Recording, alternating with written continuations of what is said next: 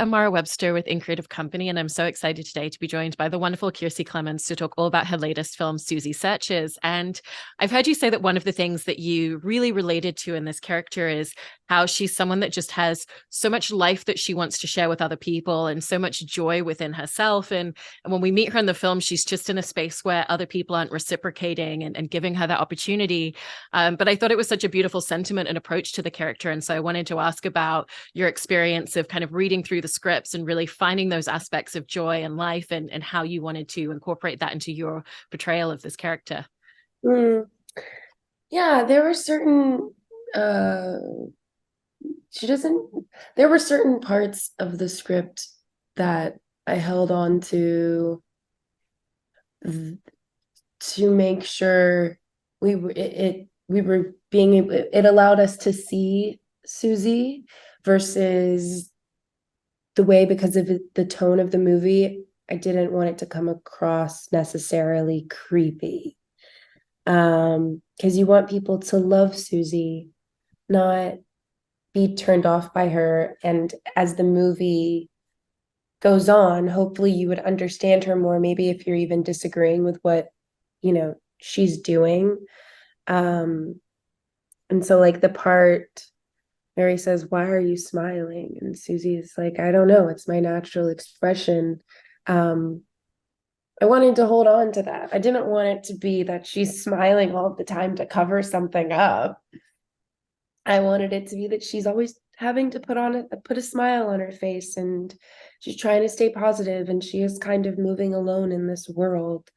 She only really has her mother, who she's not able to fully communicate with her very much. And yeah, I just held on to the parts of her that showed that she's empathetic and seeks out joy, so much so so much so to the point that she starts to do things that a lot of us would disagree with.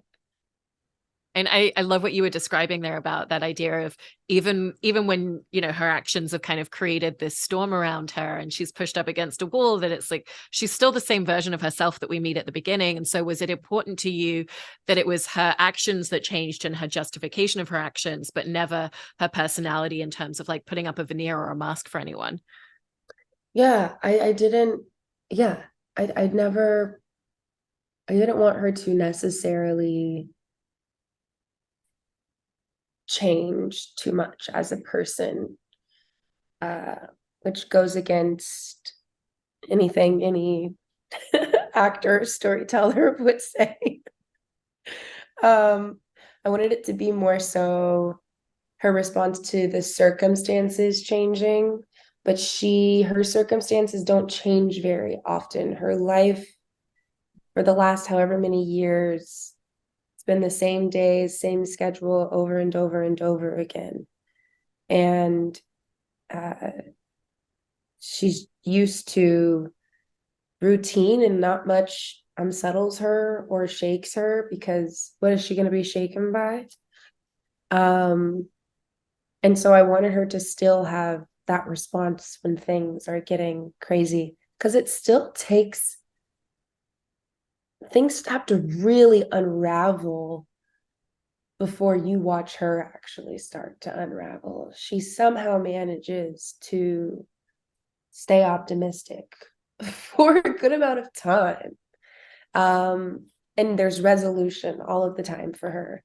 She can solve and fix anything, and um, but again, I didn't want that to be forced. I didn't want it to be a cover up of who she is. I didn't want it to be that she's this dark, scary, um, manipulative person who's putting the smile as a front or her kindness as a front.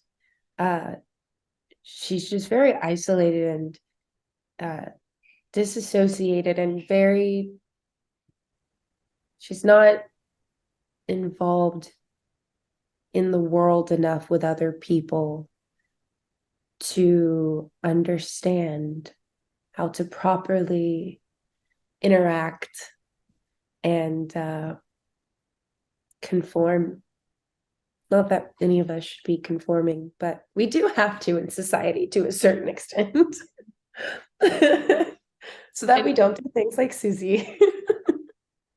Susie's someone who has such a love and passion for true crime, and we see how much of that stems from her relationship with her mother and the way that they used to read those stories together as kids, and through the podcast that she records.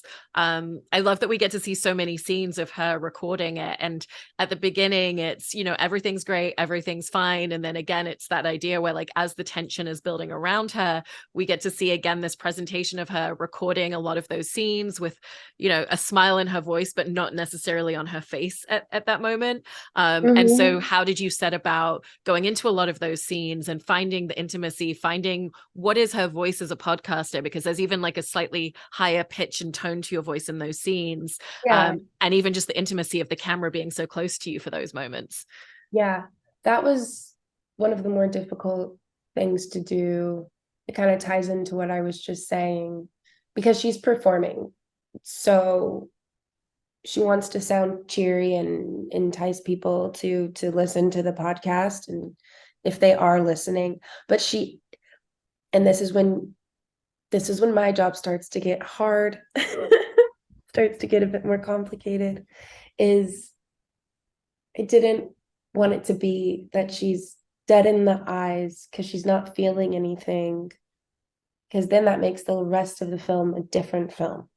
Now we're seeing a different story, a different person. But we wanted to feel more so, again, that she keeps this smile on her face and she's able to be optimistic even when she's having a really hard time, because as much as the podcast makes her happy and feel fulfilled, no one's watching and no one's listening. Well, of course, no one's watching. It's a podcast, but no one's listening. And she's, people who are listening are kind of making fun of her. But she picks herself back up. She makes some flyers. She posts them around the school. Again, it's always the picking herself back up. If you ever see her face fall flat, she immediately finds some type of like resolution. Um, yeah, I'm glad that you picked up on that, because there were days that I would watch playback and be so nervous that I was making her out to be, um, I don't want to use, you know, certain words, but a sociopath. I didn't want it. We weren't telling that story. But also everyone's allowed to take away from the movie whatever you assume that Susie is up to you. Go for it. And this next question steps into spoilers, but like obviously it's an early spoiler in the film, and happens fairly early on that we learn that she was the one behind the kidnapping herself. And I love the point that you were bringing up there about some of the choices that you made and how, depending on how you played something, could have made it a very different film once we have that reveal in the first act. And so were there any complicated elements in terms of really figuring out the tone or delivery of certain aspects of her as a character or certain scenes, and really knowing that you don't want to show your hand and you don't want to give the audience that straight out of the gate, but at the same time you need to also think about how it's going to inform the latter part of the film? Yeah, I something that was really important was when I find Jesse, Alex Wolf, um, that my reaction to his desperation of being found was genuine. And in that moment, she's not a great actor who's like, I'm Susie, and oh, I can't believe I found you, and this is so sad. She's not pretending. Um, Despite how she got there, she is empathetic towards him and what she's done and how he feels. And she was excited and she was relieved that she finally got to bring him out of the situation, even though she put him there. Um, she didn't. want to hurt him. And I think we kind of start to realize how naive she is and disconnected she is, that she doesn't realize how traumatizing that is for him, and how coming out of it, he's not just going to go to therapy and get over it, but she's not able to really process that. So when she finds him, her reaction to him and the hug and uh, saving him isn't, I didn't want it to be performative. And hopefully everyone sees it that way. I don't know, maybe people will take it that she's just being a great liar. I think she's actually a terrible liar, but she's such a bad liar. But yeah. And there's such a tragedy to the fact that all she desperately wants is to have a connection with someone. And then as this friendship develops with Jesse, played by Alex Wolff in the film, if it wasn't for the circumstances that she created, then maybe if they'd met into different circumstances, they could have had a real friendship and a real connectivity, because he's actually very authentic and very open with her in a way that nobody else in her life has been. Yeah. And Yeah. also, we have to acknowledge that the only real relationship, like companionship she has, is with her mom, who is sick and needs her. So when you think about it, her connecting with Jesse when he needs somebody and is in an immense amount of pain, she just goes into this mode of, well, I know how to connect with someone. I know how to handle that. I know how to take care of you, and it's a trauma bond, obviously, but that's what she falls into. She would be really great at, she should volunteer at like a senior living center or something like that. She is great at She'd be taking great care there. of It, Plot twist, she made her mom sick. No, I'm kidding. that's the sequel follow-up film. Mm-hmm. I mean, was there a duality in kind of playing a lot of those scenes? Because, with what you were describing, there is like this genuine connection there between them, but also the closer she gets to him, the more she has to kind of be very careful and very guarded about what she says to make sure that she's not going to give herself away and he's not going to find out. And so in essence, there's, everything that you described at the beginning of like the very genuine side, but she is having to kind of play her hand a little bit at times. Oh, yeah, absolutely. I mean, she has to tiptoe around also not being caught. It's not just about, like, I don't want people to know my secret and I don't want to get in trouble. She really starts to appreciate her friendship with Jesse, which you touched on. And so I think we do start to feel at a certain point that you can feel not just her guilt because he shares the pain that he went through, and she starts to reckon. You watch her finally, you watch this person understand how they hurt someone in such a deep way. And I think that's integral to the story in loving Susie, is that we have to see that she doesn't really get it, and we're watching her understand, versus just watching someone do this bad thing and try to keep a secret and they're lying to their new friend. Like, you're watching her as she understands Jesse, understand what she did, and then it turns into not just I have a crush on this person, but now I love this person as my friend and I hurt them. And I think there is a desperation for her to get it off her chest. I think at a certain point, she does just want to admit what she's done. But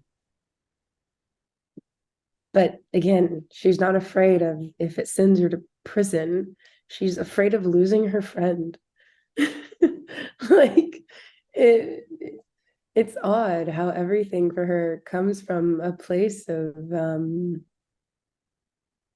what would it be? Where does it come from? It comes from a place of desire for love and appreciation and to be seen. Again, we can't do things like that. but I can make sense of her. And you were mentioning earlier, some of the intricacies in terms of the tone of the film as well. And it feels very specific in terms of the tone and the voice that it has. And so how did you kind of work with Sophie Cogman, who's the writer and director of the film, to really figure that out? And then how that was going to inform your portrayal of this character and the way to approach it? Hmm. I mean, we went back and forth for years. We met in 2020 virtually, and then we filmed in 2021, I think, the end of 2021. And we we've talked about this movie. We talked about Susie so much. I we just never really stopped. We were letting things flow, and we were trying. We had looked at every scene and every action of Susie from every perspective, hoping that in the end, and by in the end, I mean in the edit, that she was able to put it all together in a way that told the story that we wanted to tell. So sometimes we were playing, not play. Sometimes I would do one take where I was performing my empathy, or I was being manipulative, or I was coming across creepy. Just so that when Sophie's going through the film, like, so she has the option to switch it up if she wants, which is obviously scary for me.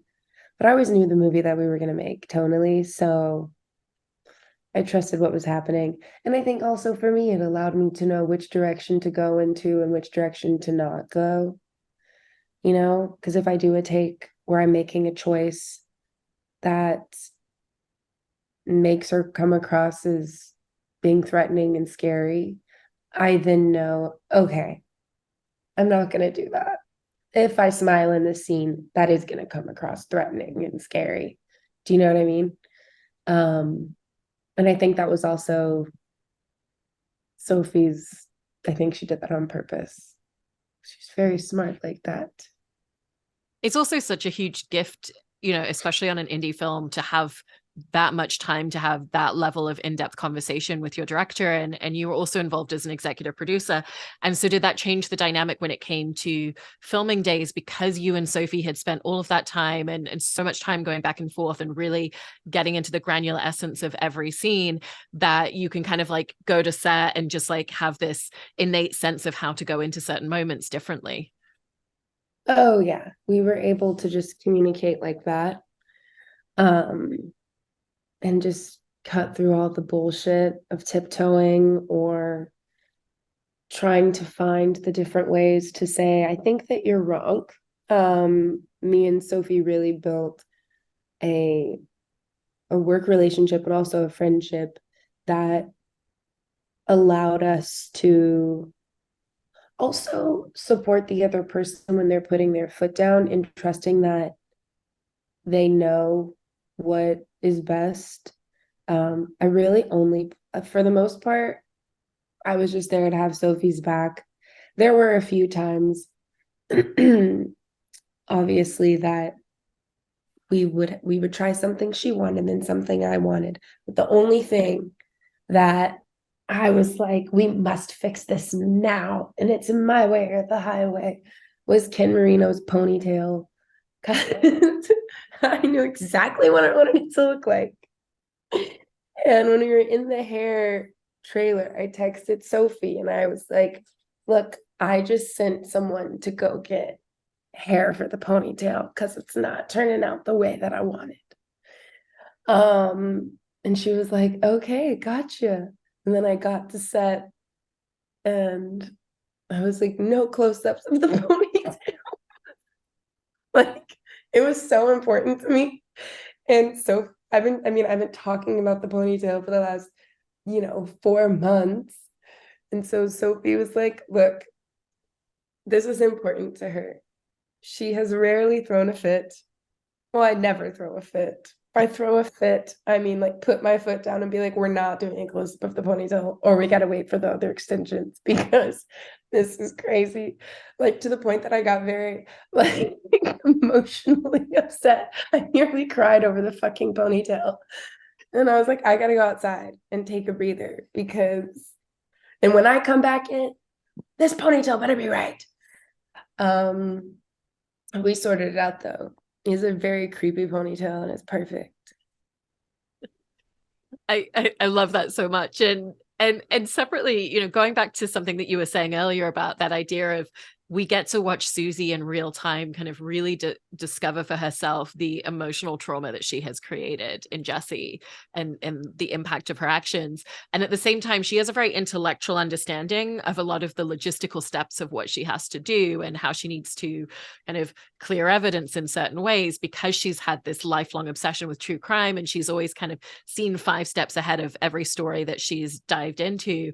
And so what was kind of like the opposing force of she's emotionally learning what she's done to someone, but logistically she's very astute and very smart about it all.